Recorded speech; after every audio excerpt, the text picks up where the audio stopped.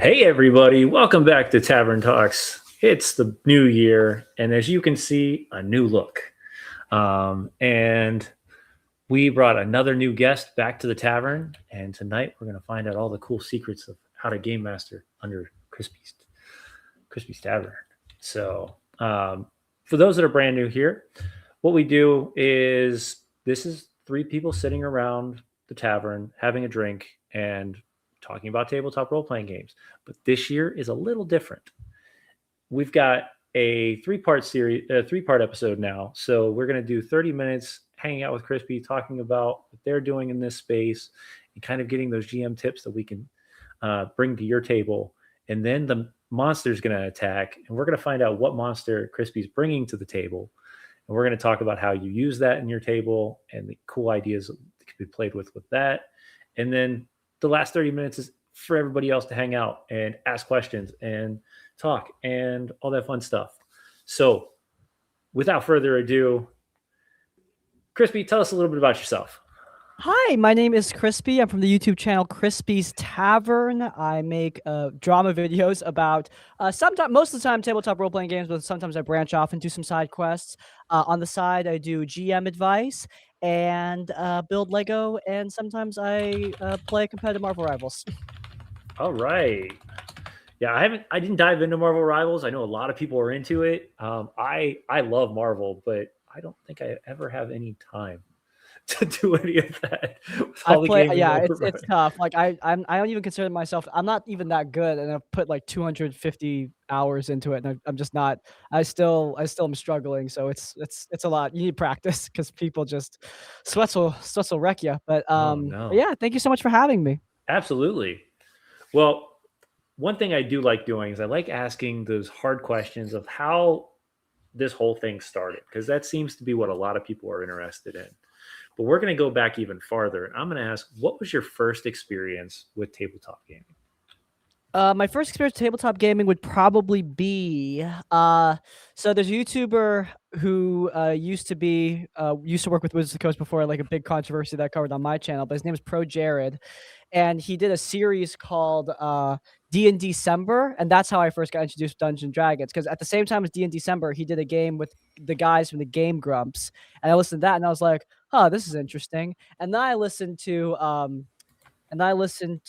Waffle Crew and Dice Camera Action, and Okay. obviously that all ended badly. But then I jumped off to Critical Role, and Critical Role is like what finally was like, okay, this is super cool. I want to try this. At that point, like I mean, I had a pretty established friend group in high school and university, and I was like, hey guys, you want to play D&D? And we've been playing D&D. Well, we don't play D&D anymore. We play Draw Steel now, but we now have been playing together for like 7 years. Awesome. And now I want to ask more questions because I have yet to play Draw Steel. Like, I'm super excited to hear about that one because I know it was a big thing after the OGL hit and what was happening with all of that. But yeah, no, that's awesome. So you've only been playing for a few years now. I've been running for 6 years. Okay. But I started playing in like 2017, so a little longer than that. But yeah.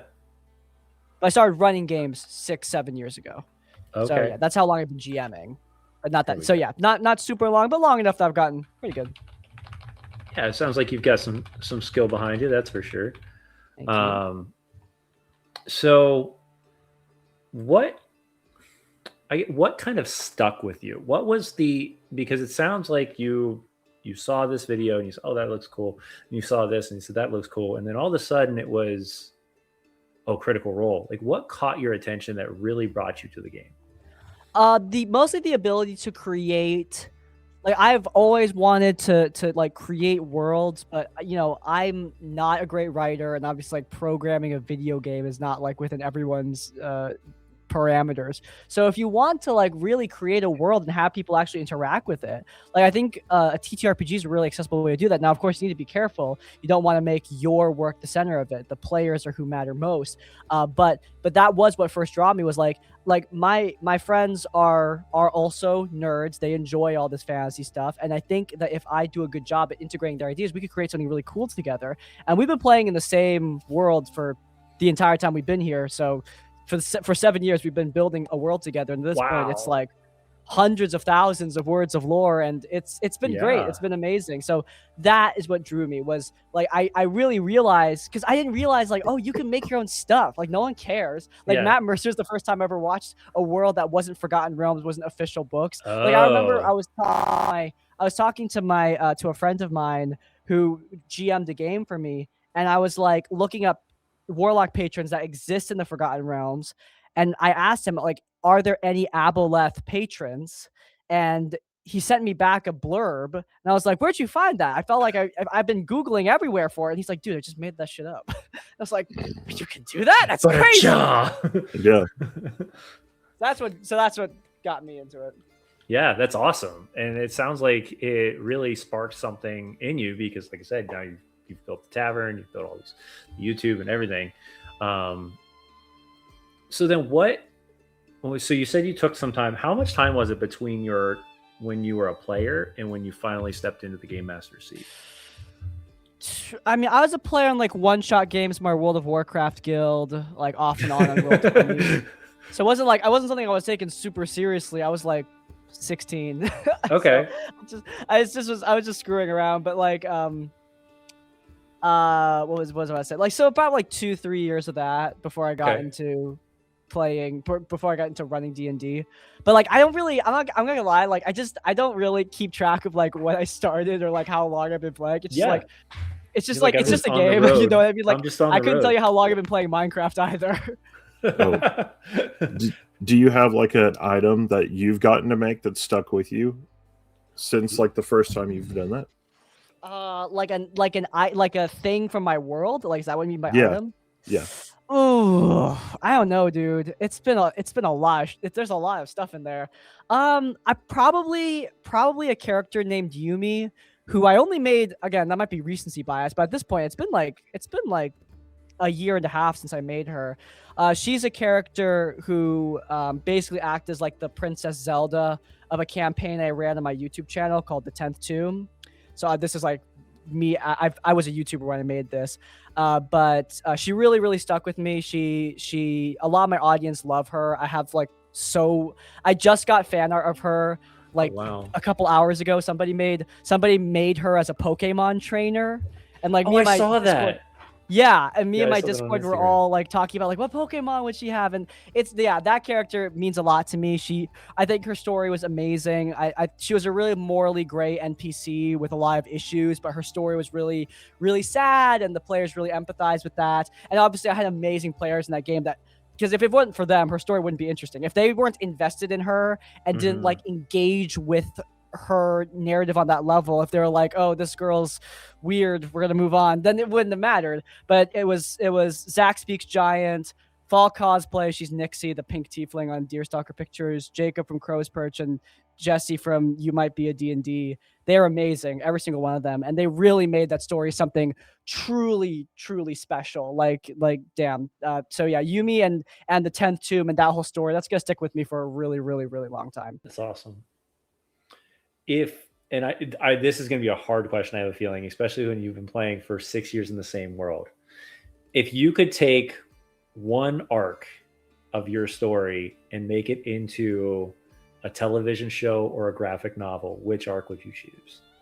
Probably 10th Tomb. Like, I mean, that's honestly, just sticking with you. That one's same answer. Like, if I had to do another answer besides 10th Tomb, I think it has its problems. It's overly bloated. I put way too many ideas. Like, I do the thing that a lot of game masters do. Like, we just put so much shit in there, and it was only 6 episodes, so there's only that's a long time. That's 24 hours but it still felt like there were too many villains. There was 2 main villains. I probably should have stuck to the secondary antagonist as the main antagonist, taking out the primary antagonist, because she honestly wasn't that relevant to the story. I should have like done certain things with the character backstories to make them more relevant, which is obviously like on me.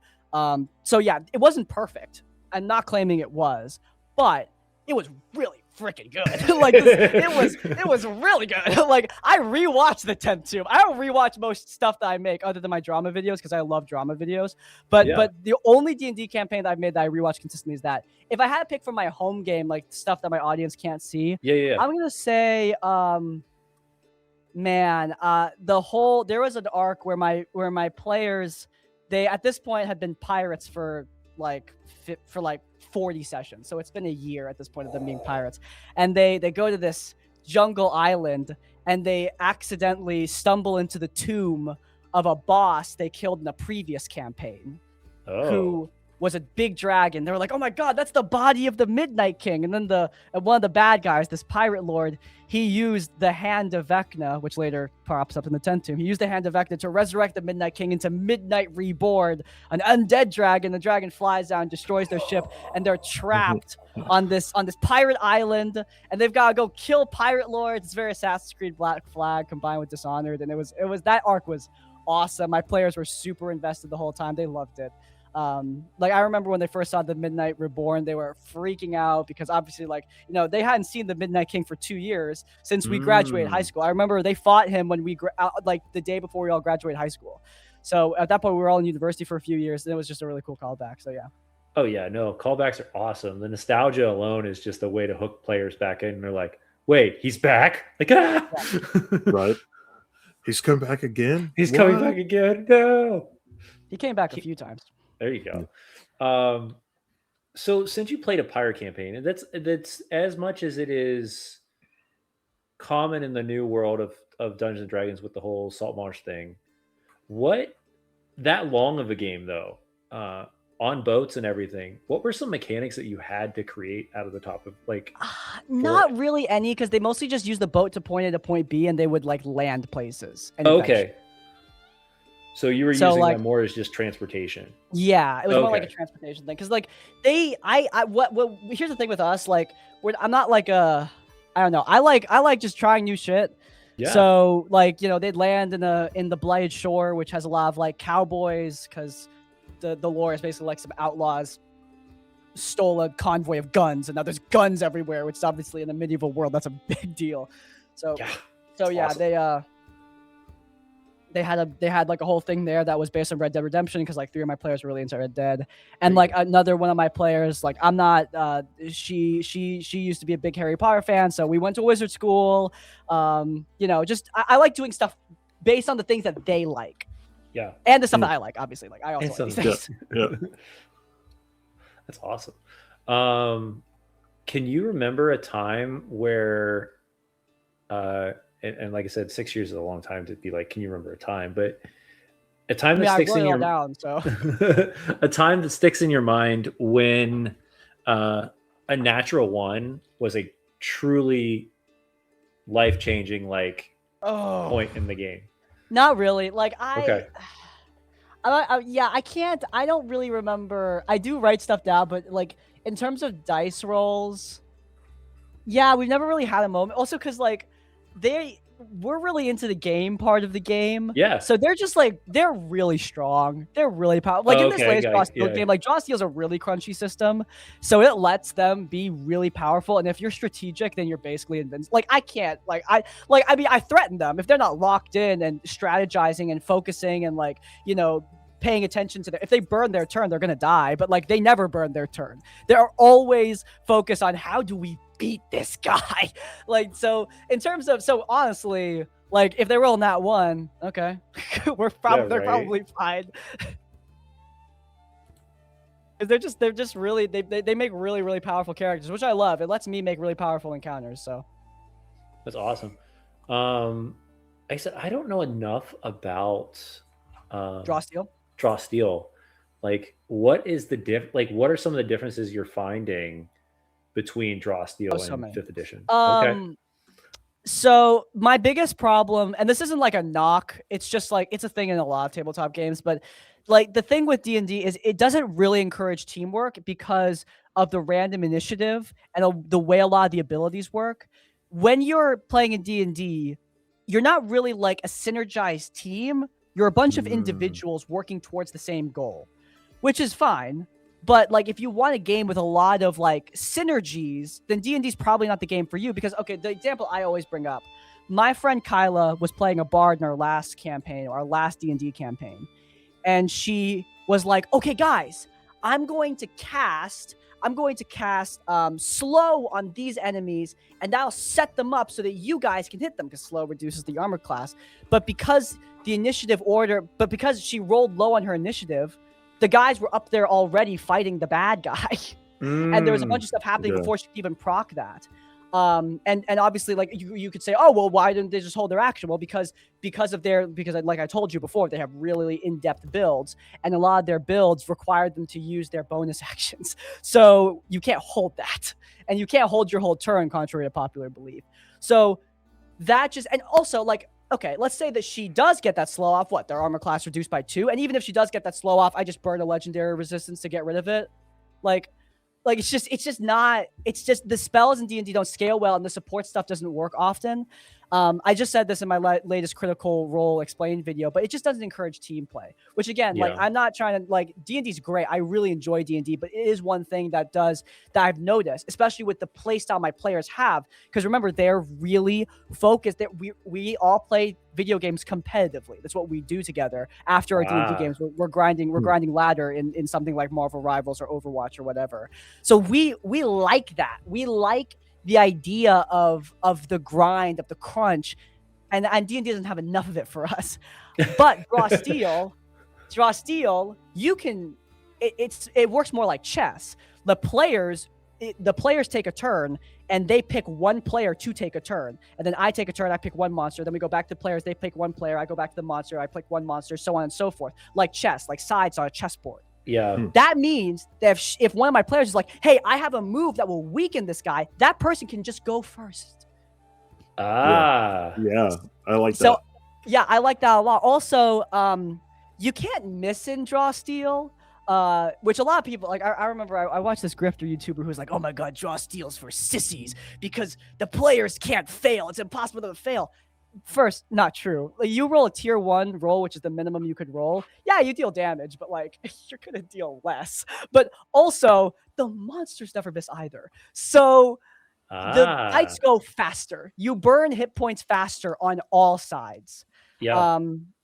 Also, like, there's just less dice rolling because you don't have to roll to hit, then roll damage. You just roll one dice in your turn. That's it.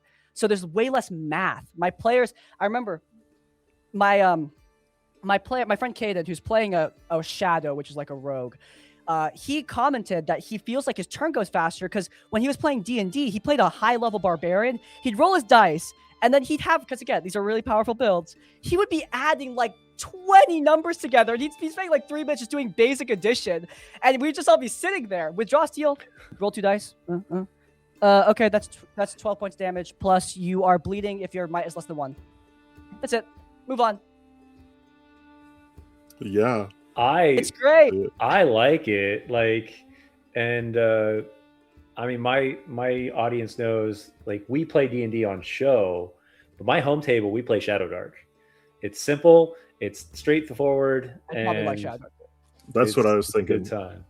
Like, we've gotten to play Shadow Dark once because we'll play like off screen as a group sometimes, and like that one you have to work together, because if not, it's not working together is the whole point of if a character makes it out alive or not. Like, you have 2 characters on standby just in case somebody dies. And the last one we played, I was surprised nobody died because I was like, somebody's gonna die. Like, we're gonna have to we're gonna have to kiss a character goodbye. And we played it smart the whole time, which I loved, but like, that raises the stakes so much when you know that there's a potential of a character just going away.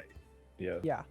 I will say there are things about draw steel that don't that there are still there's problems with Draw Steel. There are also problems in like other games. Like for example, I'm playing with 7 players. Like it's so hard to challenge 7 players. Like it's gonna get tough. It's gonna get sluggish. Like I talked to fucking Matt Mercer about this, and he didn't have a solution either because it's really hard to balance for 7 players. Like just in any game, no matter what you're playing, D&D, Draw Steel, Pathfinder, whatever. But yeah, I love Draw Steel. There are things about it I don't like as much as D&D.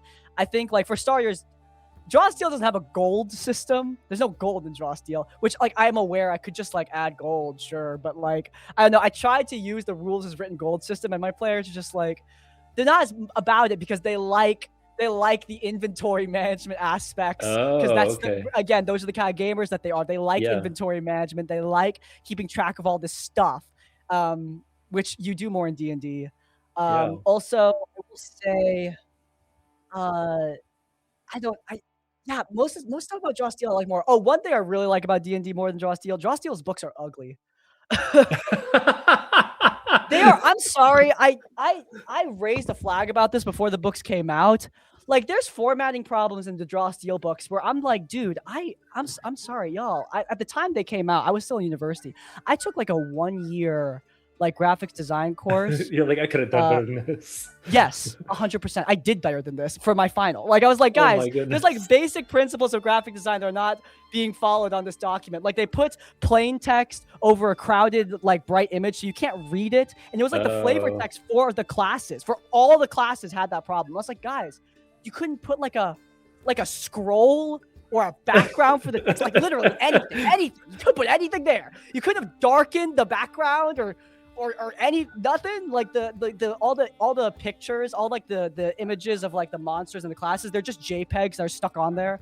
Like in D&D, they fade into the page. And Like guys, come on. Like let's put in. We used to do that.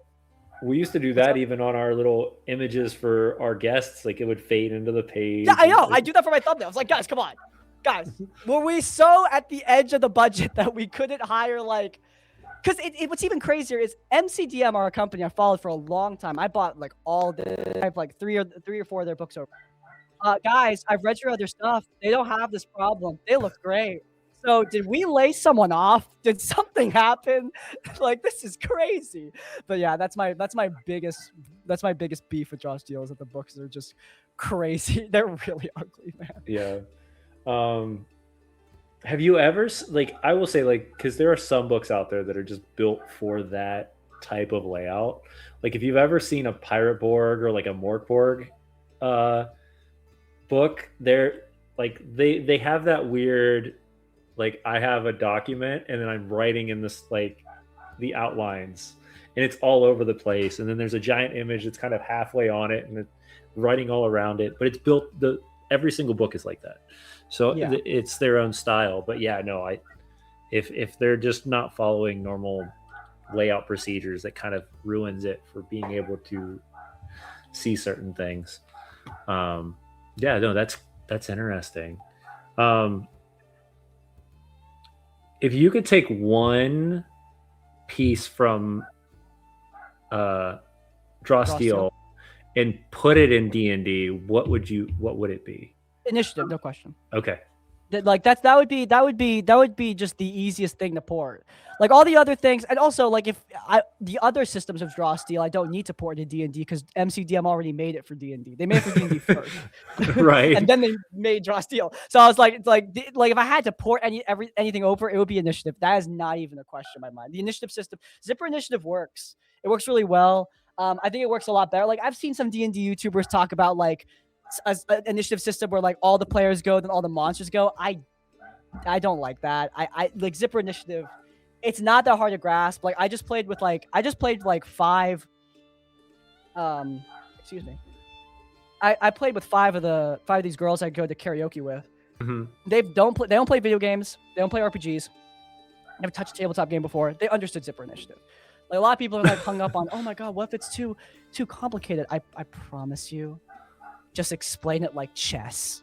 If that it'll be fine. You'll be fine. Yeah, I had to improvise one of those the other day. That was pretty funny, and I rolled the monster, and the monster was like 15. I was like, everybody that got above a 15, you guys decide who's going win. Everybody below that, after the monster goes, you guys decide who's going after that. And they kind of got to round robin who was at the top and who was at the bottom, but it was a lot more fun to figure out how people were like, okay, I can use this AoE spell first because I did roll lower than the barbarian, but now I can go before him. AoE spell, now charge in, buddy. Yeah, so you give them that opportunity to kind of be a team player, but at the same time, you give that initiative full. I'm curious. I might just. We have a lot of games that we play off screen as well as on screen. I'm curious to run a off screen D&D with just that added to it to see how it feels. Yeah. Like, let me see. I might have to try that. I'm not gonna lie. Especially with the zip effect, because you're like, yeah, I know. One of you goes, then I go. And one of you goes, then I go. And one of you goes, then I go. Well, sometimes I have like 4 monsters go at once because they're really outnumbered, and it's not fun for them to be waiting for a turn. But yeah. Yeah. And then you just group monsters at that point. Yeah, group monsters. Yeah, it works. That's awesome. The other one that I saw that was really cool is you use a deck of cards. So everybody has like a name on it. You shuffle the deck. So it's all random and nobody knows who's going next. Yeah. Yeah, I like that. That came from Diana. Yeah. Diana the Rose. Yeah. She came up with that concept. Or at least she took that. I don't know if she came up with it or if she took it. But that's the concept. Would be interesting. I don't mind something like that. But again, I really like how my players strategize, plan, like being able to make their own, like completely rare, interesting, but it would completely take out the aspect. Because like, for example, my elementalist player, his stuff is all teleports and buffs. So he often waits until the very end, and then when everyone is placed, he sets up his and he often like places himself in positions to where he can make portals and like do movement tech so that the players have more mobility around the battlefield. But if it's random, then that kind of ruins that kind of play style. Yeah. And like I said, but the thing we come down to, right, is that you're basing it off of your players at your table. Yeah, exactly. I know there was the conversation had, I don't know if it was here, if it was what a YouTube video I was watching, but it was like, if you put six engineers together, it's going to be a very grindy, very focused, strategic game. You put 6 theater kids together from high school, it's going to be much more role play, much more fluid. So we can see that in your, with the fact that most of your players are competitive gamers, where their love is for this game, and it's still pretty neat to see that. So, is there another system that you've wanted to try out that you haven't gotten to yet? I've played D&D, I guess the 5e, the 2024. I played 4e for a little bit. I played Daggerheart. I did Draw Steel. I did Call of Cthulhu. I know everyone hates Candela Obscura, but damn it, I don't concept of it. I just fuck with. I just like the world building. Oh, I love it. I played and I enjoyed it. Okay, all right. I want to run a game of Candela Obscura because like I pitched the game to my regular group for like a one shot, like just to take a break from Draw Steel, and they were really into it. So I was like, I don't know, guys, like. Karakonos, the Phantom City, which is the setting that all my stuff takes place in, it's like basically an egg for the port where a lot of the Candela Obscura stuff takes place. So it would translate 1-to-1 so neatly. We could still play in this world that we love so much. Yeah, that's the system I'd want to try. I have the book. I actually have 2 copies of it because my mom bought me another one. Nice. Yeah, no, Candela Obscura was a lot of fun. I played it last year, and then our show is dropping a mini series on it this year, so we're excited. I get to play in it again. I don't think I could run Candela. Like, I probably could, but it would take a lot more work for me because of the mystery aspect of it, of putting the clues and making sure everything makes all the puzzles are kind of good for me, but not to that level. So I'm curious to see how our Lightkeeper does it. They're new to the channel, and I'm looking forward to seeing how it goes. That's exciting. So yeah. Well, I don't know about if you guys are. I'm gonna try to do this and see if I don't make it actually work because I thought it'd be funny. Let me see if I can find the dragons Dragon sound. Let's see if it works. What sound does an aboleth It's kind of there. I just blew everybody's eardrums out probably. And all right, it's only goes once, so we're good. But yeah, the monsters attack. So this means we're gonna find out what monster Crispy is bringing to the tavern tonight. Okay. Yeah, so I am going to be I want to talk about the aboleth. The aboleth is it's like an eldritch horror aberration. Mid CR, which is lame. It should be higher CR. But it's probably the best eldritch Lovecraftian cosmic horror monster in the book. I know everyone loves illithids because of Baldur's Gate, but like I honestly never really thought illithids were that scary. Aboleths, though, I think they really embody that like big thing in the water with Mhm. all of these. It has really interesting mechanics with its mucus skin that devolve you into a fish. I always really like that whole mechanic.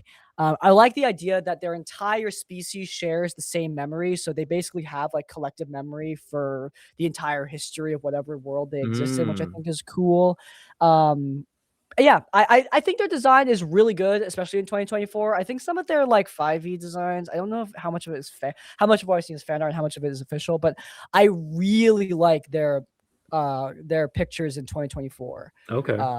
They look great. I love the weird alien mob. Like they actually look weird. Like illithids are just octopus head guys. Yeah. I mean, you're not wrong. Yeah, yeah. 100%. They're not weird. That's not weird. I've seen an octopus. I've touched an octopus. They're not that. They're cool. I like octopus, but like I don't know, man. Like aboleths actually freak me out. They're like their mouth is weird. Yeah, like that. and they're all different. And I think the cool thing about the aboleth is if you look it up and for any reason whatsoever, most of the images are completely different. Like it doesn't have a true form. Like if you look up an illithid, it's always human body, squid head. Aboleths have this like anthropomorphic, like almost like you said, squid like, but at the same time not. It's just very unique. Well, S- and I really like their minions. Their minions are called Scum, SKUM. Mm, And so from like the top up, they almost look like Abe Sapien from Hellboy, and then below is all tentacles. Yeah, those are also cool.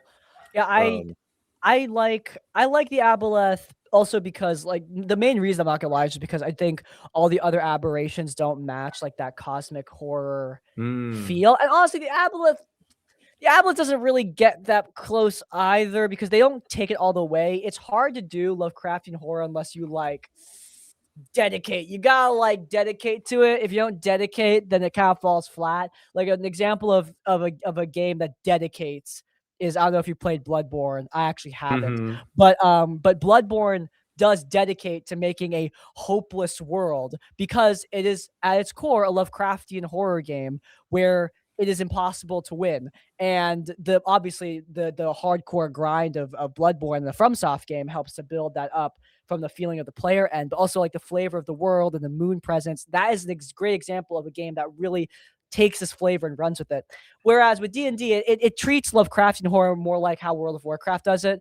Like we take cues, we make references, we do, nods, but we don't take it all the way because this is a heroic fantasy story, which is Right. almost antithetical to how a lot of Lovecraftian horror works. I think you can do it. There's a lot of really cool Lovecraftian horror in a franchise called Destiny. I actually have the poster back there. But there's a lot of really cool Lovecraftian horror in Destiny, even though Destiny is a really heroic sci-fi space opera franchise. So you can Yeah. do it. It's just tough to write. And Destiny doesn't always do it well, and it mostly does it in the lore and the background of the game. Mhm. So, maybe not the best example, but yeah, that's why I like the Aboleth, because like the Illithid got their butts kicked by the Gith Yankee. The Slod are like low CR frog people. What other aberrations? The Flumps are like pests in the Underdark. Like what are like these aren't pests in the Underdark. these things are not like the cosmic end of universe deities that I feel like, or end of like symbols of greater existential horror that aberrations, that at least I want aberrations to be, because like that's what I'm into. I'm into like the greater horror. Oh, and beholders are just like paranoid narcissistic weirdos that run crime syndicates. So like I love that. It's like I will tell you why I love the Aboleth, and it's because these are the reasons I don't like any of the others. Like this Yeah. is what I love the Sorry. way he presented that. Maybe this is why I don't play D&D anymore. So what is but a yeah. way you have used an Aboleth? I'm taking a lot of cues from Destiny in the sense that like the Aboleth, or the homebrew equivalent of them in this world. Yeah. My players haven't faced off against that many aberrations because they're from this fourth dimensional space that's just beyond the players, beyond their scope. Like they can fight, the little remnants, the corrupted remnants that come through. But I don't know if you've played the game Don't Look Up or Don't Look Outside. There's a concept there's a really interesting concept in biology where if we use our eyes to observe a microorganism, we fundamentally change the composition of the microorganism because our eyes bounce light off of them and bounce it back into our eyes. So does us looking and perceiving them change their existence, change the way they look, change the way they are? The Don't Look Outside kind of takes that idea but applies it to us being the microorganism, something bigger looking down at us. So a big monster shows up to Earth, looks at the planet, and people start becoming these corrupted, hideous monstrosities. And I really like the idea that aberrations, just because they're a tumor, a cyst in the universe, they just naturally shift the things around them into something else. And so I took that idea and I applied it to the Aboleth, and because they have the whole like de-evolution thing, but instead of it being like a thing that they do to like get to purposefully, it's just something they do because they got here by accident. And they're like, oh wow, things are changing around us to fit more with our perception of things. They are us looking down the microscope. It's just that we're the microorganism this time. And the reason why players can fight and beat them is because they're a fourth dimensional creature that got squished in a 3-dimensional space. So I can't imagine that'd be very comfortable for us. Can you imagine if you got turned into a 2D object? That would be fun. Be very great. No, it wouldn't be fun. So like so that's the excuse for why the players can fight this greater than creature, because they've been squished into this unnatural form that they're not accustomed to. That's unique. That's very unique. I love it. I love the idea. That's real cool. If you want like another great way to use the Aboleth, I was reading a book called All Tomorrows. Have you heard of All Tomorrows? Mm-mm. It's a pretty famous piece of science fiction. It essentially explores the future of humanity after an alien race comes here and turns us into science experiments. And so it explores all the different evolutionary paths humans take. Like some humans become parasites, some humans become, grazing animals, some humans become predatory animals. It's a really weird, disturbing body horror novel, not for the faint of heart if you're not like into body horror, but I really love All Tomorrows, and the idea that like if you want Aboleths to be a bit more of a grounded force, have them be like that, where they are going around the universe and de-evolving races on purpose just to screw with them. I actually rewrote the lore of my kobolds kobolds used to be like dead ass dragons, but an Aboleth came by and de-evolved them into little pets for it. But then it fucked off, and the kobolds are just left like in these squished up little forms, and that's why they're all bitter and angry all the time, because they used to be legit. Now they're all little. The truth behind why a dragon is a kobold now, like, because for a long time they didn't consider them dragons. They consider them like these little dog creatures, And then Yeah, fifth I edition thought came kobolds were around. rats Yeah, that like candles. Because I played World Yeah. of Warcraft long before I played D&D. yeah, they're like little weasels, like or rats with little whiskers on the side of their. Yeah, no, I know exactly what you're talking about. Back to Dead Mines like- all over again. Or like when Mm. orcs were like pigs. Yeah, or Oh, orca yeah. pigs, Yeah. or furbolgs were giants, and they weren't these cow-looking things. Yeah. You know, these were, and it's interesting because if you look at some of these monsters that were created back in the 60s, 70s, 80s, and then how they've changed, some of them have changed tremendously from where they were. And I don't really know why. Like, there's no real discussion as to like why they changed or why the artwork adjusts, but I think it's the same reason that like I come up with these ideas for the Aboleth. People like doing their own thing with these concepts. yeah. You know, like I think like for example, Christopher Paolini, he's the kid who made well, he's not a kid anymore, he's like 35. But I always knew him as like the kid author who made Inheritance Cycle, which is like a young adult fantasy that blew up like a while ago, and they made a really bad movie.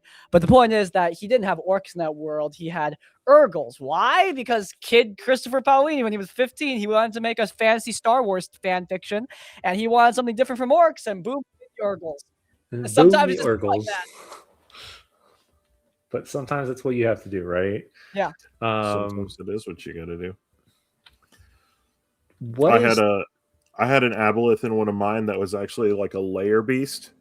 So they were an ancient aboleth, so they were like 10 times the size of a regular one, and it actually like tricked one of the characters into putting like a little worm thing in their ear so that it could talk to him the whole entire journey. nice?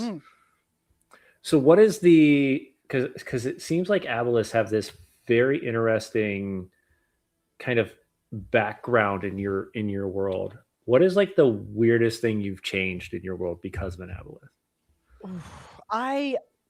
The weirdest thing I've changed. I mean, I'm gonna come out and say, like, basically the lore of the depths in my world is that the depths exist in the form that they do because of an Ihabali, which is the aboleth of this world. It went down there, like they popped up down there and just started experimenting on everything in sight. And then for some reason, they just left all their experiments behind. So that's why the depths are so horrible and messed up and full of just god awful things. Because I watch Unnatural History a lot. They're a great YouTube channel, and obviously I am not trying to pretend like, you know, you need to have realistic ecologies. God knows I'm not trying to say that like Monster Hunter, for example, has realistic ecologies. Fuck no. But I will say the idea of this almost entirely predatory ecosystem that exists underground, where there is limited flora to feast on for a vegetative species, is just, I don't know, man. Like, I just wanted to come up with a reason for how this all happened. How this shit happened. How did y'all get down here? Why are you down here? Things don't live underground in the real world for a very compelling reason, because it fucking sucks. I don't know if you guys have been in a big cave before, but I have many times. It's not great. I don't like it. It's dark and damp, and it sucks if you get lost. And there's not much down there. There's nothing down there. It's dark and scary. But so like I was just like, okay, well, a great explanation could be that an alien race went down there and were messing around, and then for some reason that we don't know, they buggered off. Who knows when they're going to come back? Who knows what's going to happen if they come back? Who knows what compelled them to leave? Did anything compel them to leave? Do they have a plan, or were they just screwing around? We don't know, and it's completely outside of our control, and that's scary. An Ihabali also, an aboleth also runs this thing called the Containment Bureau in one of my I have a whole world, but it's mostly just like I take the George R. R. Martin approach, where I have like a whole world, but a lot of it is just like names on a board. Yeah. Like I remember someone was asking George, like, why did you name this city Nyar Lethotep. Is it like an dude? And the guy responded like, dude, I just like Lovecraft's books and just named it that. It's not deep. Like so I'm the same way. I have one really, really fleshed out city called Kerkonos, which like all my campaigns take place in. And in that city, there's a bureau where they contain all the greatest threats to the city. It's like basically a super prison, but it's not a prison. It's a lab for an Ihabali that settled down there and has been experimenting on everything inside. And who knows what it's doing? No one wants to go in there. Everyone knows, like, hey, if we have something really bad, like a vampire that we just captured, we just dump it down into that hole and we don't ask any questions about what happens afterwards. And I want to put my players in that hole so bad just so they can see all of the weird stuff in there. Because I have this idea in my head that this alien creature, this futuristic alien creature, is running like a modern office building down there that just happens to have a bunch of weird fantasy stuff. And I just like that idea. It's just weird. I like the idea that aboleths and aberrations do weird stuff. Yeah. Yeah. Just a giant office desk and this thing's just floating there. And it reminds me of what's the guy off of Office Space with the stapler, and he's just kind of typing and I really like. I was actually really honestly thinking of like a brutalist aesthetic for it. Like if you see like brutalist, yeah. Like I was thinking like that, because like this Kerkonos is like it's not really a fantasy. This is a more like a steampunk arcane kind of setting, so it wouldn't completely not fit. But I was thinking more of like a brutalist architecture setting. But yeah, that's what I've done with aboleths in my world. Like overall, they haven't really made like a huge splash, so to speak, because I also like human villains. I just do. Hey, I mean, I hate to say that, but like most human villains are probably the worst when it comes to most things. Yeah, like mortal villains are interesting. People that I can monologue with. Like a completely alien creature is compelling from a lore standpoint, and my friends love it to build the world. But I don't like playing those creatures, because if an alien being is just having a normal conversation with you, then what the it's not really an alien anymore, is it? Right. I love how the Annihilation book and the film with I believe was it Emily Blunt who was the main character? But the Annihilation film, I really like how when she encountered the alien, it didn't talk to her. It communicated by shapeshifting. It was it couldn't talk because it just doesn't talk. The same thing with like Don't Look Outside. When you finally meet this super horrible monster that's this thing that's bigger than our galaxy, it perceives you as just as strange as you perceive it, because you're also an alien to this creature. They're not going to talk to you in the same way as like a human would, and that's cool. But is that fun for me to play? But is it fun for me to play? That's the question, right? That's neat, and it's really an interesting concept to think through. Is it's like, why do we play human like villains a lot of times? You're absolutely right. Is because how do you perceive what an alien like villain would be, or how would they communicate? Yeah. Well, it's the same reason why. I think it's the same reason why, like, I don't know if you guys are aware of this, but Stranger Things just ended, and it was something. It was certainly something. But the big reason why last season, because for a while Stranger Things was trying to go the Eldritch route, with the Mind Flayer and do something like bigger cosmic with it, but they clearly were walking it back with season 4, where they introduced Vecna as a more human villain, because the Duffers didn't want to dedicate, and they couldn't dedicate to Vecna either, because they brought the Mind Flayer back for season 5, and it was a whole freaking mess. But the point is that like human villains they're just easier for people to get and hook onto. Like, if we're being honest, guys, like I can't think of many Lovecraftian adaptations that work. Like Annihilation is a weird modern horror, like with eldritch themes. Control is also weird horror. I wouldn't consider it Lovecraftian. Bloodborne, definitely Lovecraftian. Can I come up with another example? No. And obviously, while Lovecraft himself, like the actual guy, terrible person, great books, but his work is amazing. Has it aged wonderfully? I don't think so. And I'm not just talking about the racism. I'm also talking about the fact that like his monsters are like fish people, because that was evocative, in the 20s. Yeah, and breaking down the barriers of what those creatures actually were. I mean, thankfully we have a TTRPG that's built for that now, so they'll show you artwork and stuff. And I wouldn't say all of them look like fish people anymore, but they're still a Yes. large. They're still turning more so humanoid looking rather than this eldritch horror-ish Yeah. like thought process, right? Yep. Yeah, no, this is And interesting. we got a lot of cool board games too, like the the Cthulhu Call of Horror one, and If you said Cthulhu Wars, that would have been so funny since you're talking to me. yeah, that one too. Oh no, it's a really famous Cthulhu Wars. Cthulhu Wars, is made by the same guy who made Call of Cthulhu. His Sandy Peterson. I exposed him like 3 months ago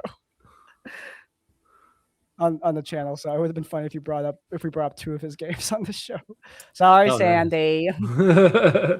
You should give your customers the products that they paid for. But I'm pretty sure I watched that one that you did. So thank you. Yeah, no, I know a bunch of people from the Chaosium team, and like there are a lot of they dive very heavily into these things, and I have a couple of interesting questions to ask them now when it comes to. Oh no, Sandy Peterson does not work at Chaosium. No. I'm not saying. Yeah, I'm saying the idea of what we were talking about with Eldritch Horror. Now my curiosity is sparked. It's like, oh, okay, why did they do this? Like, have you guys come up with that thought process? I'm interested now. So yeah, and I like a lot of their stuff still like relevant, even though it's older stuff. Yeah, but I have a player that told me that they left field they wanted to play a monkey from Japan. That's what race they picked, but then they also were like, hey, I actually want Cthulhu to be my god, so obviously as a good dungeon master I had to do my research. And one of the biggest things that I really liked actually goes with what Crispy kind of said, is that most things they say, well, why would an eldritch horror god talk to you? And it's only basically because we're science experiments. There's no other reason why they would ever want to interact with. Oh my god, my D&D partner are in the chat. What's up, guys? What's happening? I went to my phone because we're gonna play like soon. So I went to my phone. I was like, where are they in Twitch chat? And I was like, oh wait, we're on Twitch, aren't we? Yeah. Oh, there they are. There they are. I see you. You've been spotted. Your game master knows you're here. Well, just to let you guys know, if you give us like a little less than 10 minutes, then it opens up questions. So you give us all the questions you guys would like Crispy to answer, okay? See, this is the thing. Like I was talking to them about, because we were just, I don't remember the conversation topic, but I remember like one of my friends said, like, I watch all your Q&As. I'm like, why? You know me. We've been friends for 5 years. You could just ask these things. Sometimes it's the questions of like, I don't know what to ask, and it's like, you might change your answer. Yeah, right. Maybe you're hiding that question from me, and now I know it. Like, no. Yeah. Yeah. So since we're kind of winding down before we go into happy hour, which is when the audience gets the opportunity to ask whatever the crazy ideas there or questions they want. Though I will say over the last year, questions weren't super crazy ever, which is awesome because it still stayed between the TTRPG world. What is something you have yet to implement into your home world that you're excited to? Sorry. What you asked, my friends were correcting me about Annihilation. It was Natalie Portman, not Emily. Oh yeah, it's Natalie Portman. Yeah, I messed up. I'm sorry. What were you asking? Oh, you're good. What is a concept that you have yet to be able to tap into in your home games that is something you would want to tap into, like get excited about playing or running? Oh man, I'm really focused on building out Karakonos right now. Okay. The Republic, because of a book. So I need to. I've been locked down on that for a while because I just want to develop the setting because it's the thing that I'm excited about. I'm not really interested in like. I was thinking like, oh wow, I'm building up this like this French, this medieval like French kingdom with all this like theocracy, but I'm like, I'm not interested in that. That's not interesting. So there's a lot of untapped places in my world that I do have like 2 paragraphs written each, but like I've just mostly been focusing on the Republic. Outside of the Republic, because that's what I'm playing in right now, so I'm tapping its potential. I would say I do really want to bring back. I want to do more with the hungering cosmos, the void, this 4th dimensional space. Like I really want to explore what happens when one of these factions like actually like take an interest in the mortal mundane world and want to like do something there. Because so far, there's a great quote from Destiny. Like, so far, all you've met are their builders and their architects. What happens when they send their warriors to the field? Like, that's horrifying. I love that quote because I think that's like amplifies what I think of as aberrations. Like, this is just like the tip of the iceberg. What happens when you cross the threshold?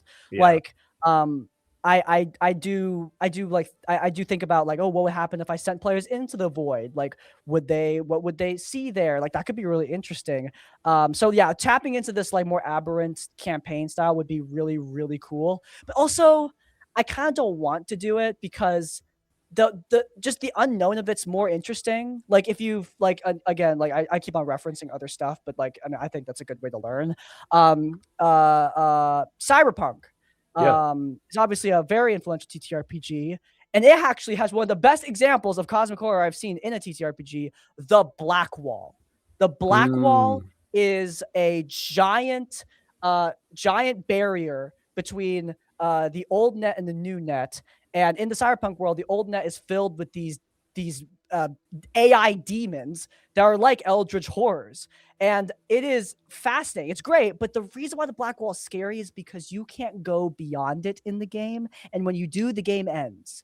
And the only interaction you have with the Black Wall is when things come back through. And all of it is scary as shit. So scary as shit. So it's great. I don't want to send the players into the void because like if I do that, then that kind of breaks mystery gone. Yeah, I was going to say it breaks the probably mystery. the end. Yeah. Or be great. Be like, oh yeah, I'm going to go in the void. Are you sure you want to do that? Like, and then just cut. Just all right. Cool. Yeah. Go write a new character up. Like, there's no more. Your character is no longer a part of it. Actually, I have an idea of what I'd play if someone went to the void. I'd probably play. There's a symphony based on Dante's Inferno. There's a very famous like choir part of it that plays in 2001: A Space Odyssey. Yeah. I'm so blanking on the exact movement, but it's a very classic piece of music. There's no way I could play it on a stream; it would be copyrighted to shit. Yeah. But that's what I would play because it is like the creepiest piece of music in my opinion that's ever been made in history. And it's I think I would use that as like the enter the void music because it's perfect. Yeah, no, that's awesome. And we're gonna, because we've got a decent amount of we got a bunch of viewers in the audience right now. It looks like some of your players too, which this could get interesting and what questions might be asked. God. We're gonna start happy hour a couple minutes early, partially so we can let Crispy go a couple minutes early so they can get to their game tonight, because I know everybody's wanting to play, because we all are about playing games, right? That's the fun. That's what we do here. So yeah, at this point, the floor is the audience's. They can ask whatever questions they want, and in the meantime, I will bring up our handy dandy dice chart where we have 20 questions, and if you roll on a die, and then see what you receive as soon as I remember where I put it. So it's been a minute. I know it's in here. There it is. Yeah, our happy hour questions. So while we're waiting, if nobody's going to drop a question super fast, Jacob, do you have a question you want to ask before I make Crispy roll a D20? Oh man, do I have a D20 on me? No, because I feel like my question would take too long. What? Oh. What was your question? Now I'm What's curious. your question? You can't do that. I can do it. I can answer quickly. So I've been watching you like 4 months, right? And everything. And I just want to know, like, after all the stuff that you've covered on your channel, do you ever feel like, in a sense, that some things in TTRPG is like more cynical, I guess. No. Like I if I'm being honest, like this is like this is the game. Like there's always there's like stupid stuff everywhere. Like I Yeah, used to yeah. I have friends that work at TMZ. Like this is the game, man. Like Yeah. there's just there's dumb people everywhere in the world. Some of them play TTRPG games. Like it just that's what. Yeah, Do you watch yeah. Critical Failure? Do you watch RPG Horror Stories? I think both. Oh. Oh damn. Yeah, with Critical Failure, like I mean, yeah, there's drama every day, and like a lot of the stuff that I cover is just people, you know, that just happen to be in the TTRPG space screwing around. Like obviously there's like some really bad there's some really bad actors, but like overall, you know, like you look at if you look at like the total video game space, there are so many like political malefactors, grifters, creeps, and like a lot of them are extremely successful. Like extremely. In the Yeah. TTRPG space, like I mean, the reason why I cover grifters in the TTRPG space is because they fascinate me more because they're not popular. Like right wing guys in this space have like 8,000 subscribers. That's not nothing, but is that like a fortune? No, that's not even minimum wage. Like that's what fascinates me because with I don't know, like the quartering, like that guy makes enough money to start a company. Do they succeed? No, and that's why he's financially freaking out now. But like he did make enough money to start a company. It failed, but like he made that money. There was a financial incentive for him to never stop talking about Brie Larson and to never stop yapping about, you know, about black people and women and blah blah blah blah blah. He was making cash. With the guys in the TTRPG space, they don't make cash, but that just shows like why I prefer the space because like the grift isn't as successful here, and you can argue that's because like the space is smaller. I think that's part of it, but also just because people here are I don't know, man. Like it's hard to grift people in their 50s. You know, people like I like there are older people who fall for the grift, but like when you're 50, like I don't know, you're just not gonna be. You're sick of this shit. You know what I mean? Well, and I think the interesting thing with that is, and it's something we've talked about before, is this is built under a collaboration idea, right? Like you can't be a grifter very well and then all of a sudden and not collaborating with other people because it's just not going to work in this space. And I think it's the cool thing about tabletop games is a lot of those types of drama and those changes, for some reason, they weed themselves out. Like they don't last long in this space. Comes out in the wash. Yeah, it comes out in the wash. It's not like modern entertainment where a lot of times they still become super, like you said, super successful and can keep moving through. And this space kind of washes you out real quick. Yeah, especially since I think that I don't know if I want to talk about this because it is it's a weird subject. Like what I've learned from a lot of these stories also is that like everybody knows everybody. Like I'm doing a story. I was writing notes for a story tonight, and like there were cameos from past people that I've covered on Critical Failure. Like Matt Mercer showed up. Post Malone was tied into it. Like freaking like there are so many like random cameos from everywhere in the space in this one niche drama. And I realized like, oh my God, genuinely speaking, everyone in the space like is connected and knows each other. Like I was talking to someone from LA from that dropout. I'm not going to be specific. It is somebody that you would know, but like I was talking to someone from like the LA space, and he straight up said like, yeah, people know who you are because we just text each other. And I was like, damn, everyone knows each other. So like if you're being a malefactor, it's just hard to get away with it because people are going to talk shit. Oh, absolutely. And like you said, the TTRPG space is so tight knit, because the TTRPG space also blends with the convention space, which are very close, tight knit communities as well. So now you've got people meeting up 5, 6, 7, 8 times a year to hang out just because they want to play games with each other. And then all of a sudden they're calling and texting and all that stuff. And then with the internet, of course, it just makes it even easier to keep in touch. So yeah. What are the questions we got from the audience? I have one that says, tell the dogs to be quiet. That's, I think, your partner in crime, Jacob. Dang it. Probably. Let's see. Why so much drama? Why do I cover drama? Yeah. For starters, I mean the primary reason is that like this is why I live for it, man.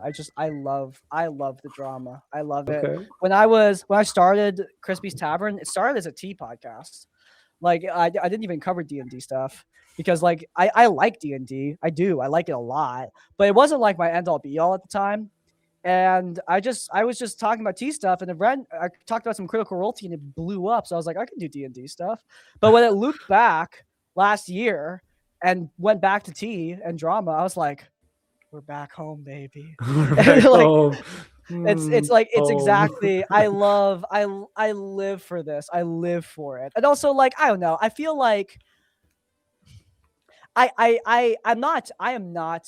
I've made a lot of mistakes. Like I want to make it very clear, but I'm making the drama videos that I would want to watch personally. go. Like I don't like. There are people who talk about dramas for like 4 hours, and I'm like, guys, okay, I understand how you could do that. I could easily make a 4-hour video on Just a Robot, no question, easy. Would it be as good as my 50-minute video on Just a Robot? No, because you know. I don't think you need to talk about this shit for 4 hours, man. Like, I think an hour is good. Some people, though, they also the opposite problem. They talk about it for like 10 minutes. I'm like, okay, you barely even brushed the topic. And then some people have like no script, and so they're just rambling. And in my opinion, they don't have enough evidence to back up their claims. Like they'll just say shit. Like I remember I was watching a video about Lily Orchard, who's a YouTuber, who's a content creator I've covered a few times because she sucks. But like because she sucks, everybody feels like they can say whatever they want about her because she's terrible. But like, I don't like that. Like someone said, oh, she broke up with her girlfriend because her girlfriend wasn't good enough at World of Warcraft. Okay, proof? Like, where'd you get that from? Yeah. How'd you know that?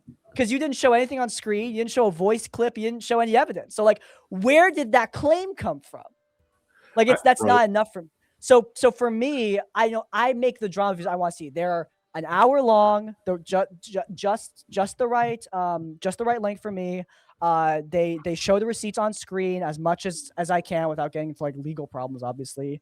And I keep things snappy with the humor. I don't go like I have a outline all laid out.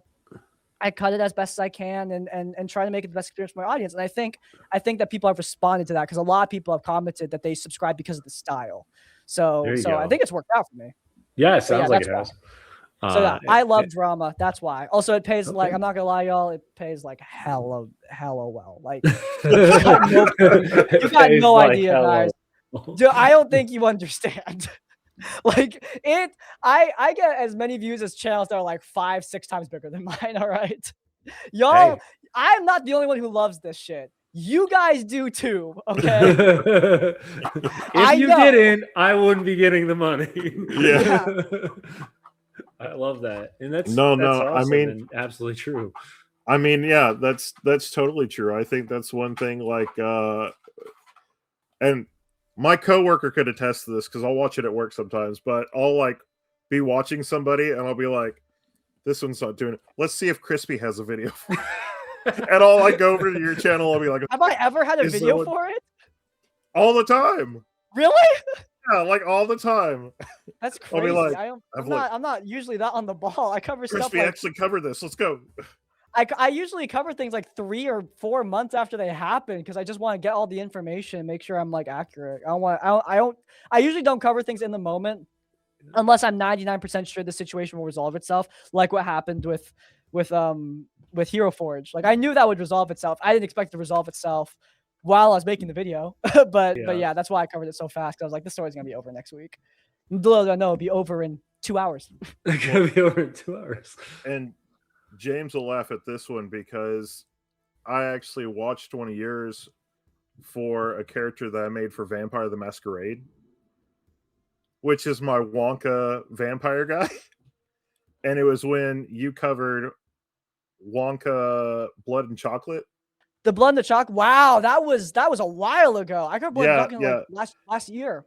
And I was like, we're just going to take all that stuff that you talked about and kind of throw it out the window because it was all garbage anyway, with like how the company handled it and everything else. I was like, let's see if I do this and like kind of take like the good parts that you covered in it and make it into a Vampire the Masquerade where it's Wonka trying to go, well, now I'm a vampire. How do I sell chocolate to everybody, to vampires? And it branched out and everybody loved the character. So Oh I yeah, was the like, character's awesome. That's crazy. Wow. Yeah. That I'm glad something good came out of that because Yeah. wow, that guy's bankrupt now, or at least he's on the verge of bankruptcy. Yeah. That was wild. I couldn't even cover that for I Am the Drama, which is the update video. I missed that he was e-begging, which is crazy. I missed opportunity for humor there. But yeah. So what's the biggest Lego set you've built so far? Who asked that? No, but I did. Because you said Lego Builder. Which one of my players asked that? Because they probably know the answer. I was like, you've all been in my house. Who are you lying for? Who calls these deceits? That's easy. Rivendell. Okay. Rivendell is about I think Rivendell's 6,000 pieces. Yep. It's huge. I'm gonna be working on something. I'm hoping to work on something bigger. So obviously I'm a cosplayer. I do cosplays. I've done Shadowheart, Luna Snow. I'm going to be doing Zoe from K-pop Demon Hunters probably next week. So I obviously really love creative endeavors. I used to paint. My paintings you can't see them, but they're like behind the camera. So I like trying on new creative endeavors, and my next creative endeavor after the cosplay, I'm going to continue to do cosplay because I really love cosplaying. But it'll be Lego diorama building. So I might actually make something bigger than Rivendell, but I don't know. The problem with Lego diorama, it's really expensive, and at this point I've saved enough that I can absolutely afford it, but I'm also not I've never built anything on that scale on my own before. So yeah, that's why. So yeah, I will hopefully in the future have something bigger than Rivendell, but Rivendell is the biggest set I've built recently. Yeah, I just finished Bag End, and I'm like, do I pick up Rivendell or not? And I've been swaying against yes or no. I'm a huge Lord of the Rings. It's a great build. It is phenomenal. Yeah. Did take me a month, but it is phenomenal. Yeah, it's a phenomenal build. With kids, it's like that month is going to extend 3. Yeah, it'll take 4 or 5 months to get that thing completely done. I know. I have a friend. I have a friend in I think they actually moved out of San Francisco, but they have kids that they got a Hogwarts build, and I remember they bought it 4 years ago, and I think it's still in progress. Yeah, no, the reason I asked that is because of the big news of last night for the Lego set that just got bought out within 24 hours, which was nuts. So the Pokemon build? The new Pokemon set. Oh my god, the one that cost $650? Yeah, Did you see how big that thing is though? It's not big enough for $650. It's not. It's a little bit bigger than Rivendell. It's not. I'm sorry. $650 is diabolical. That's diabolical, man. That's crazy. It's sold out within 24 hours. I was like, holy. Oh damn! Freaking Pokemon fan. Lego's never gonna reduce their prices. Right? I'm working on a video. I'm probably not gonna finish it, but I wanted to make a video called the Inshitification of Lego, because they just revealed these smart bricks. The ones that are light. Yeah, the ones that make sounds, and I hate it because it upcharges Star Wars sets by $50. And I'm thinking okay, these are sets for kids. And my stance is I got into Lego because I started my Lego collection. I've owned a lot of these builds since I was 5. So I got started as a kid because my parents bought me Lego because they could afford it. Now though, what parent can afford to buy their kid a $100 X-Wing, little X-Wing? No parent's going to do that. And if these are sets for if these are sets for adults, then why the hell are they so freaking ugly? They look ugly as shit. So no adult's going to buy this either. Who is this for? Kids are being priced out of Lego. Adults aren't going to get into this. And also, I don't think adults should have to buy a little X-Wing that's worth $100. So yeah, I just don't mess with this price. These price jumps have been insane. I understand inflation's a thing. I get it. But they are scalping at this point. It's and wild. Then it's worse because then now they're not releasing enough for these people. So now that more people are scalping, it's sooner or later. Yeah, I'm sure that Pokemon build has been picked up by scalpers who are selling for $800 or something like that. It's gonna be 13. Yeah. $1,300 right now is what they're selling those things for. Oh boy, yeah, that's wild. I'm not. Luckily, I mean, I did bring up that I was really hyped. Someone turned my character to Pokemon trainer. I played Gen 1 like forever ago, and I've never picked a Pokemon again. So if I'm being honest, I don't like care that much. And I've gotten into this mock building thing, so I've been mostly picking up used Lego. But yeah, I just have not been paying attention to sets until they released that Lego Godzilla that got approved on Lego Ideas. I'll pay whatever price they ask. They make that thing $700, baby. I'm there. Yeah, they have the $600 Minas Tirith coming out this year too, and I'm like, Jesus, it's fucking expensive. So yeah, I think better be huge though. If it's Lord it of the better Rings, be so it better be massive. 4,000 pieces, I'll lose my mind. Yeah, I think that's the 10,000 piece one that they're coming out with. Honestly, I would prefer a collector's Helm's Deep to Minas Tirith though. Yes. Yeah, I've seen the one they take around to the like the Lego shows, and that thing is incredible. But it's all done, it's like 9 kits put together type thing, and it's absolutely incredible. But yeah. All right, let's get back to some D&D for a moment, unless we have real questions that pop up onto there besides questions that I ask. Because what is that? I don't know what that is. Crispy 2016 Chino Hills or 2020 Montverde. Cole, what does that mean? I have no idea. I'm so confused. I think it's a car thing. Cole, I don't fuck cars. Oh, it's an NBA thing. I don't fuck basketballs either. I don't think anyone here plays sports. Used to, don't anymore. Too old. Knees hurt. Be like, is there an RPG for that? Is there an RPG for that? Yeah. Yeah, give me a roll then, Crispy, and let's see what the die gave you. I don't have a dice on me. I gotta use Google Dice Roller. I don't have a dice on me. Oh no. So they're back there on the shelf, and I don't like walking. 7. 7. How do you stop people from being murder hobos? Pick good players. Don't pick assholes to be in your party. I don't know what to tell you, dude. Like that's what you do. Like I've never had a problem with murder hobos because my friends are my friends and they understand that like I care about this and they're not gonna kill their way through it. All right, problem solved. Just throw it with the hole.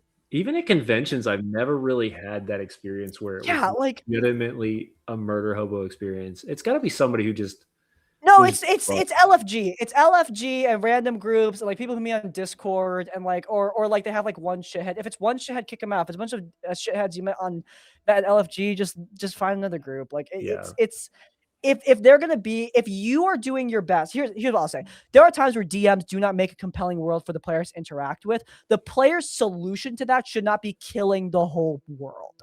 Like their solution to that should be, hey DM, I don't feel interested in so and so and so and so and so and so. This does not compel me. Yeah. So can you change that? I love that. Yeah, absolutely 100%.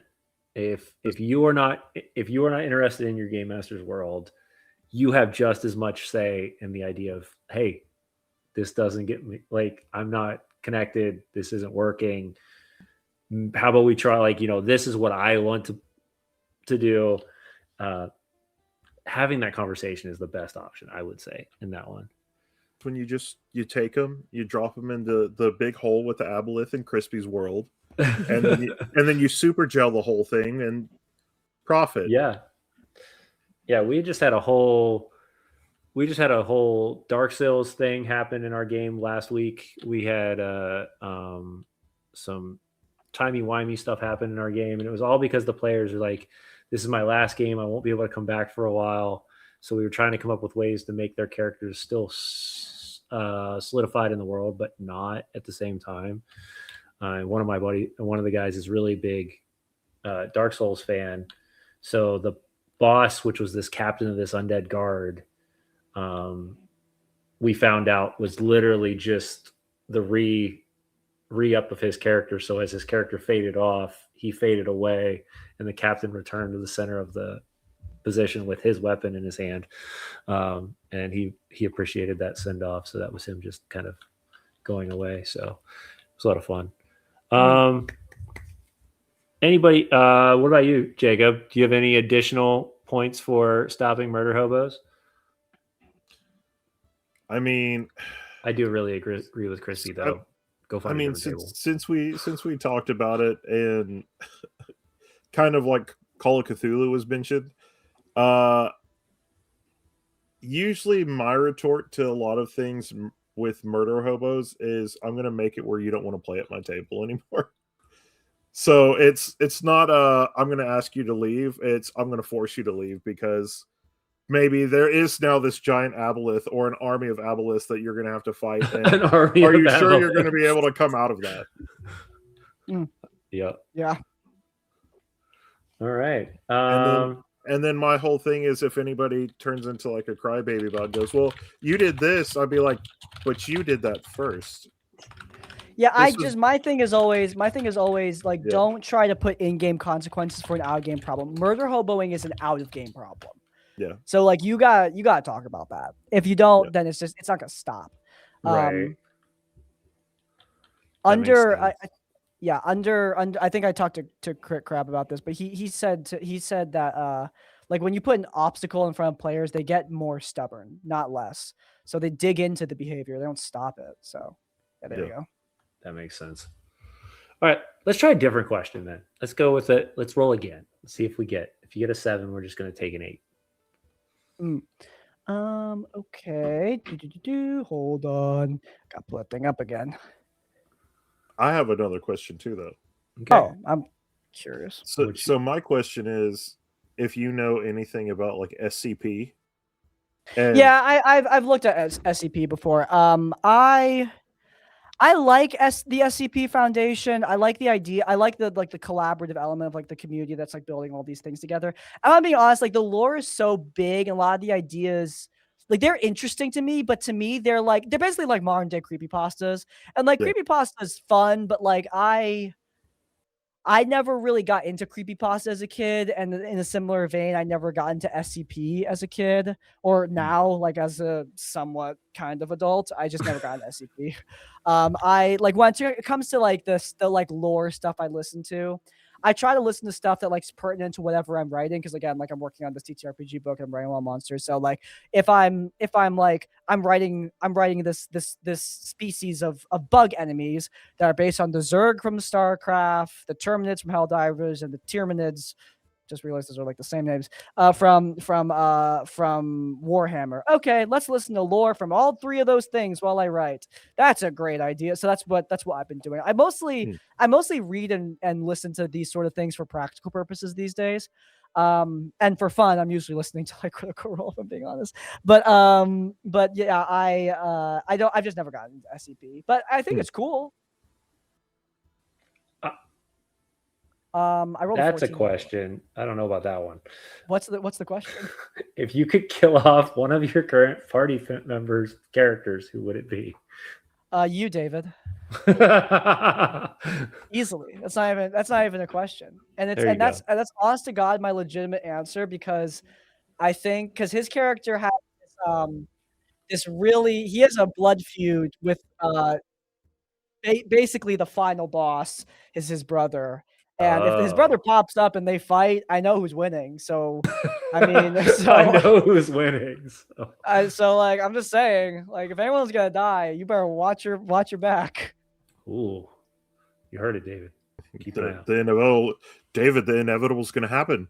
Right, the inevitable is going to happen. Hopefully, the aboleth shifts the world a little bit. All right, so this will be the last question, because I know you're going to have to run as soon as we're done with this. So what is your favorite event? Okay, we've already had that question. I can roll again. Yeah, we'll roll one more time. 19. What's the worst thing that has happened? No, because you. What is the worst thing that's happened to you on a natural one? Dude, I don't really remember dice rolls. I don't play enough for that. I rolled like a goddess. I rolled like a straight goddess on the last actual play I was on. I didn't roll any bad rolls, and also it's Daggerheart. You can't roll a natural one. Yeah, you can't roll a natural one. You're right. True.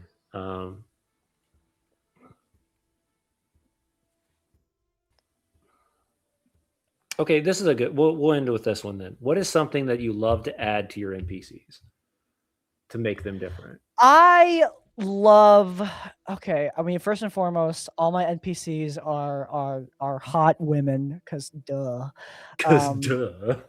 so that if you really need to ask, then that's it. I make them all extremely hot women. Also sometimes men, but mostly extremely hot women. But beyond that, I really like characters. I really love characters with some kind of moral question like the players need to grapple with. Like with Yumi, I mean, spoilers for the 10th tomb, but in the 10th tomb, um the party essentially learned that their quest giver, this damsel that they've been saving, has actually been manipulating them the whole time. She's been playing games because she's like very paranoid and traumatized. She's trying to get away from her abuser, and she will sacrifice the party in a heartbeat in order to do that. But they discover that, and they have the question of like, okay, what do we do with this girl now? She's clearly betrayed us, and we don't know, like, and she says that she cares about us, but like we know that she has treachery in her. So like what do we do? And they decided, and like three of the party members, the guys, were all like, look, we're sticking by her. She clearly needs our help. We want to do the right thing. But Fall and her character, she was like, no, this woman betrayed us. She's gonna get us killed. She's crazy. Like I'm gonna turn her in. So she kidnapped her and tried to turn her into this abuser that she ran away from. And the party actually had a fight over it, and it was Ooh. great. It was There we awesome go. because there was really, and then Fall's character and Yumi fell in love. So that's enemies to lovers Yuri. Woo! But yeah, like it was that, like, but that's the kind of conflict that those sort of moral questions bring up. Yumi propped up in the home game with my friends. Also, and she was a little less morally dubious there. But she also like has her secrets and her paranoia, and I love that. I love a character that makes you question like what side they're on, because if the NPC is just another hero, then they're just kind of like taking the role that the players are supposed to fill. Right. The players are the heroes, but the NPCs make you wonder a little bit, make you think. Like I like the way Cyberpunk approaches it. Like Judy from Cyberpunk is like she's a punk girl who wants to do the right thing, but I mean she's a kid, so she gets people killed. Somi is a very morally ambiguous secret agent. Idris Elba's character Reed, he's a cold-hearted soldier who fights for his country no matter what. Like these characters are great, and whether or not you think that they're correct, that's up to you. Almost every character in Cyberpunk is controversial in some way, shape, or form, and I really love that energy. So yeah, love that. Awesome, and that's a great place for us to end for the evening. Once again, Crispy, thank you for coming on the Tavern tonight for the first guest for 2026. So we're back here in the Tavern. Thanks, Jacob, for coming to be my co-host tonight. Really quick, before we let you run off, where can they find you? You can find me on YouTube at Crispy's Tavern for my D&D advice. You can find me on YouTube at Crispy's Academy. You can also find me on Instagram for cosplay and short form content. And I guess I'm on Blue Sky, but like I don't post there. Also, subscribe to my Patreon so you can get my after show. Awesome. Thank you once again for coming to hang out here with the Tavern. For those that are new here, make sure you hit that like, subscribe, all that cool stuff. It helps us out a ton. Also, pop over to our YouTube channel, hit that subscribe there as well. This will drop over there in just towards the end of the week, and from there, this week, I think this is the last show we've got for the week. But then starting next week, we should starting to see the live plays kicking back off with Dress to Quest and Power Rangers and Candle Obscura coming up here soon. So we're super excited for all of those episodes and shows to be launched. And if you're in the Philadelphia area this weekend, I will be at Page, the Philadelphia area gaming expo. And but other than that, stay warm, grab your drink. This is Last Call here at Tavern Talks, and we'll see you guys all next week. Have a wonderful night. Yeah.